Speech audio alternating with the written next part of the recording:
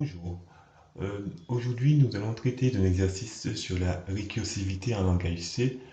Donc, pourquoi j'ai choisi de traiter cet exercice aujourd'hui? C'est parce que c'est un exercice que j'ai du mal à réaliser et même en cherchant sur les forums, je n'ai pas trouvé de réponse. Donc, on va commencer sans plus tarder avec l'énoncé. Donc, dans l'énoncé, on nous demande d'écrire et de tester une fonction récursive nommée affiche inverse qui prend comme seul paramètre un mot décrit par un tableau de caractères tabcar et qui affiche le mot miroir de tabcar. Par exemple, si le mot est bonjour, le programme doit afficher RUOJNOB. Ok? Donc, première chose à faire, à retenir quand on lit l'énoncé, c'est qu'on nous impose deux contraintes. La première, c'est de réaliser une fonction récursive. Donc, je tiens à souligner que c'est une fonction récursive parce que euh, c'est un exercice qui est facile à réaliser de façon itérative. Mais là, c'est vraiment une contrainte de le réaliser de façon récursive. Et deuxièmement, c'est qu'on nous impose de travailler avec une fonction qui a un seul paramètre, qui est un tableau de caractères. OK? Donc, nous allons commencer tout de suite. Donc, d'abord, on écrit la syntaxe minimale pour un programme C. Donc, c'est d'abord dash include stdio.h et on met la fonction main et return 0. Donc, quand on lit l'énoncé, on nous demande de créer une fonction récursive. Cette fonction s'appelle affiche inverse. Affiche inverse. Donc, c'est une fonction qui a pour argument un tableau de caractères. Donc, c'est char, le type char, et donc on nous impose de nommer ce tableau tabcar. D'accord? Donc, il s'agit d'un tableau, donc on met les crochets. Donc, cette fonction ne va rien retourner, donc est de type void. Ok? Voilà. Donc, on ouvre les accolades et on écrit le corps de notre fonction. Donc, avant ça, je mets tout de suite dans la fonction main notre tableau. Donc, char tabcar. Donc, bien sûr, le tableau ici, c'est pas le même ici. Mais bon, pour plus de facilité, je donne le même nom pour savoir que c'est lui que je vais utiliser dans la fonction. Et du coup, donc, le tableau, ça va être une chaîne de caractères euh, que je vais la prendre comme par exemple. Donc, on va utiliser la chaîne de caractères bonjour. Ok, voilà. Donc, alors, une fois qu'on arrive à ce point, il faut toujours suivre une démarche stéréotypée. C'est-à-dire qu'on crée une fonction récursive, il faut procéder par deux étapes. D'abord, définir le cas de base, c'est-à-dire le cas où la fonction va s'arrêter parce qu'elle aura un résultat évident. Et le cas général, c'est le cas où la fonction n'aura pas de résultat évident et donc elle va faire appel à elle-même pour arriver finalement au résultat. Normalement, à chaque appel qu'elle fait à elle-même, elle avance vers le cas de base pour ainsi y arriver et donc réussir à terminer l'exécution de la fonction. Donc, ok, là on va définir le cas de base. Donc, il faut retenir que là on travaille avec un tableau, mais le tableau c'est aussi un pointeur. Il va pointer vers quoi? Il va pointer vers l'adresse de la première case du tableau. Par exemple, là, si on travaille avec bonjour, donc le tableau tabcar va pointer vers l'adresse de la première case qui contient B. Donc, va pointer, va pointer vers B. OK?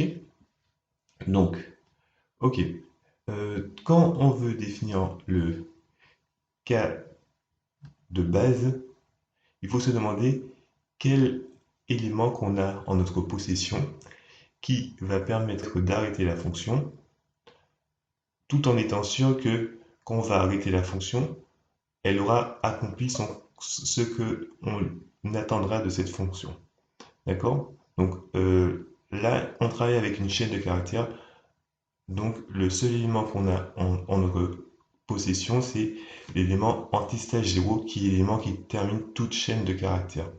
OK? Sauf que là, on travaille avec des pointeurs et anti-stage 0, c'est une valeur. Donc pour utiliser, euh, pour définir, pardon, anti-stage 0 comme une valeur d'arrêt, on va dire, il faut utiliser étoile tab car, d'accord, pour avoir la valeur du pointeur en fait. Donc je vous montre tout de suite à quoi ça doit ressembler. Donc on fait if étoile tab car égale anti slash 0 arobase 0. Alors on fait quoi? Ben, du coup, là quand on arrive à cette situation, c'est qu'on aura parcouru toute la chaîne de caractères. Et donc, ce qu'on va retourner, c'est rien du tout en fait. Donc si on veut rien retourner, on va afficher print anti-slash 0. Ça nous va très bien. Ok, voilà. Donc, ok. Une fois cela fait, on peut passer au cas général. Donc c'est le cas où la fonction va faire appel à elle-même. Donc on met ça dans else et donc, voilà. Donc ce qu'on nous demande de l'exercice, c'est d'afficher l'inverse d'une chaîne de caractères, enfin le miroir. Ok? On sait que pour afficher un tableau, ce qu'on fait en général, c'est de parcourir ce tableau, parcourir chaque case du tableau. Ici, il faut trouver un moyen de le faire par les pointeurs, donc c'est-à-dire par les adresses.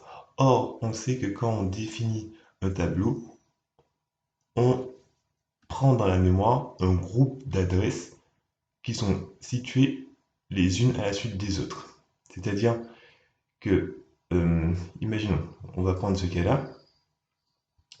Donc là, c'est l'adresse de la première case a pour adresse 10 000, enfin 10 millions, pardon. Si, si on passe à l'adresse de la deuxième case, donc il suffit de rajouter 1 à l'adresse de la première case. Du coup, 10 millions 1, ça correspond à la case qui contient O. Ensuite, 10 millions 2 correspond à la case qui contient N, et ainsi de suite, jusqu'à ce qu'on arrive à la fin du tableau. Et ne pas oublier que donc, il y a toujours le caractère anti-slash 0 à la fin du shell de caractère. D'accord? Donc ici, la façon de faire, c'est donc de faire appel à la fonction elle-même, donc affiche inverse, qui va cette fois par contre utiliser le pointeur tabcar, mais auquel on va rajouter 1 pour passer à la case suivante. Donc voilà. Ok. Donc une fois qu'on a fait ça, donc ce qu'on réalise, c'est seulement le parcours du tableau. Mais à aucun moment on ne va l'afficher. Donc, or, on sait que pour afficher quelque chose, donc il y a une fonction qui s'appelle la fonction printf. Là, le problème, c'est de savoir où est-ce qu'on va mettre ce printf. Donc si on le met avant, ok, en faisant un pourcentage C valeur de tabcar, parce que là c'est la valeur qu'on utilise. Donc si on fait ça, bon, je vous dis tout de suite, ça ne va pas fonctionner. On va juste afficher le mot dans l'ordre, d'accord? Donc je vous fais ça avec vous tout de suite. Donc alors, on va afficher inverse. Je vous fais la démonstration. Alors, donc là, le tabcar. Ok. Donc, je vous montre que c'est pas ce à quoi on s'attend. Voilà. Du coup, là, on affiche bonjour. Nous, on veut afficher le mot dans l'ordre inverse. Donc, c'est pas du tout ce qu'on veut. Pourquoi on a ça? Ben, parce que, donc d'abord, on parle de la fonction main. On fait appel à la fonction affiche inverse. Donc, on arrive au début de la fonction, au départ, avec l'adresse de la première case, donc qui est B, et cette valeur, donc, cette adresse ne pointe pas vers la valeur anti-slash 0. D'accord? Elle ne contient pas la valeur anti-slash 0. Du coup, on va directement passer au cas général avec la valeur B. D'accord? Donc, si on prend la valeur de tabcar, ça correspond à B, donc ça va afficher B. Et ensuite, ça va faire appel à la fonction affiche inverse. Et donc, on va passer à la case suivante. OK? Et on sera toujours pas au cas de base, donc ça va afficher O. Et pareil, ça va faire N, ensuite J, O, U, R, jusqu'à arriver au cas de base qui va afficher rien du tout. OK? Donc, donc là, c'est pas le truc à faire. Donc on va enlever notre printf. Voilà. Donc maintenant, si on met le printf ici, ben, ça change tout en fait. Alors comment ça va se passer? Donc, on fait appel à notre fonction et donc on lui passe pour argument l'adresse de la première case. Ok? Donc, comme j'ai dit tout à l'heure, donc on va pas être dans le cas de base, du coup, on va passer au cas général. Ok? Donc, quand on arrive dans le cas général, la fonction fait directement appel à nouveau à elle-même. OK? Mais avec l'adresse de la case suivante. Et l'adresse de la case suivante, c'est a pour valeur O. C'est-à-dire que dans la deuxième situation, on ne va pas arriver au cas de base. Et donc, on va encore passer dans la deuxième partie de la fonction, dans le cas général. Et, donc, la fonction va encore faire appel à elle-même. OK? Donc, pour être plus clair, alors, quand on arrive au cas général, on a deux instructions. On a l'instruction qui est de faire appel encore à la fonction affiche inverse et l'instruction qui est d'afficher. D'accord? D'afficher le caractère correspondant à la valeur de tabcar. Quand on arrive dans le cas général, donc on aura la première instruction. Tant que l'exécution de cette instruction ne sera pas terminée, on ne va jamais passer à la deuxième instruction. C'est-à-dire que donc, dans la première situation, on est donc on a l'adresse de la première case qui est B.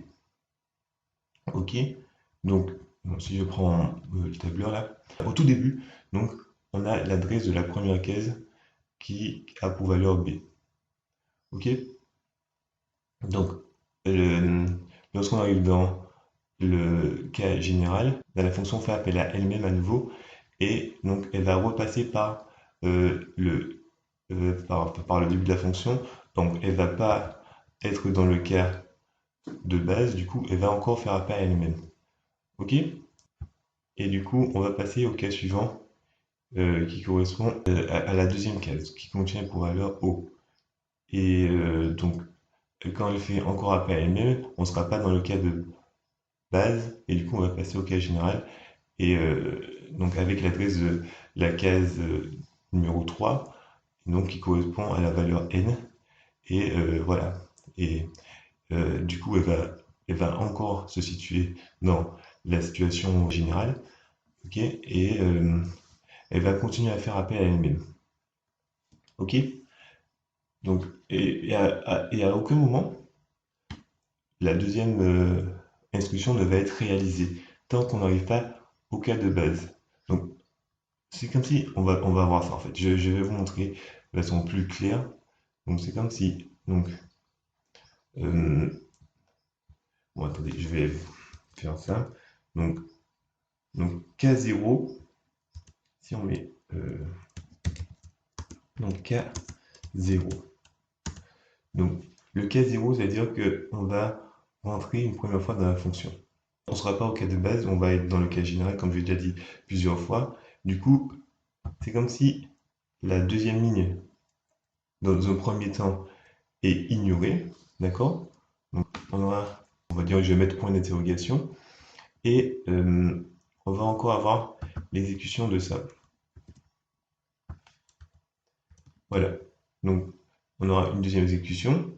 Donc, dans pour la deuxième exécution de notre cas, donc K1, on arrive à la case numéro 2. Donc, on ne va pas, on ne va pas encore passer à la deuxième exécution qui est l'instruction printf. Et du coup, on va continuer comme ça jusqu'au cas. On va continuer comme ça jusqu'à ce qu'on atteigne le cas de base. D'accord? Jusqu'à ce qu'on atteigne anti/0. Ok? Alors, une fois qu'on aura atteint anti/0, dans ce cas, donc on aura une réponse à la fonction. C'est comme si à chaque fois on a une nouvelle fonction qui est ouverte. Donc, la dernière fonction qui a été ouverte, elle a pu se terminer parce qu'on est arrivé au cas de base. Donc, voilà. Donc, une fois qu'on a fermé la dernière fonction, on peut passer à la résolution de l'avant-dernière fonction. D'accord? Donc, et enfin passer à la ligne numéro 2, qui est, je vous rappelle, la ligne du printf. Or, là, pour l'avant-dernier appel de la fonction, euh, la valeur de la case du tableau, c'est R. Donc, ça va afficher R. Donc, une fois qu'on affiche la deuxième instruction, on a fini avec l'avant-dernier appel de la fonction. Du coup, c'est comme si on ferme la fonction et on passe à l'avant-avant-dernier appel. Et donc, on passe à l'instruction encore printf et on va afficher U cette fois-ci. Et ainsi de suite. Donc, on va faire ça jusqu'à fermer à chaque fois les fonctions les unes derrière les autres et atteindre au final la première case du tableau. Et c'est comme ça qu'on arrive enfin à afficher la chaîne de caractères bonjour en ordre inverse. Donc je vais vous montrer tout de suite que ça fonctionne, hein. Donc on va essayer d'abord avec bonjour et après on va essayer avec une chaîne de caractères plus complexe pour vous montrer vraiment que ça fonctionne. Alors, printf pourcentage C étoile 4K. Voilà. Donc on va voir, j'espère que j'ai pas fait d'erreur, hein. De toute façon, on va être tout de suite au courant s'il y a une erreur. Voilà. Oh, oh. Qu'est-ce que j'ai fait comme... Ah, pardon. Oui, toujours. Je fais toujours des bêtises. Alors, ouais. Donc là, ça devrait fonctionner mieux. Donc voilà, on a JNOB. Voilà, c'est ce qu'on me demande. Donc, on peut faire ça avec des chaînes plus complètes, comme je vous ai dit.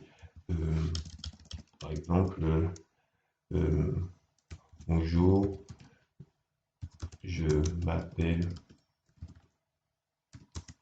quelque chose. Bon, ça ne veut rien dire, mais bon. Je vous montre quand même, c'est juste pour vous montrer que ça fonctionne. Et vous voyez, ça affiche vraiment dans l'ordre inverse. Voilà, donc ceci dit, on a résolu l'exercice. Et bon, j'espère que vous avez aimé la vidéo. Si vous avez vraiment aimé, likez et puis partagez. Et puis, je vous dis à la prochaine vidéo. Merci.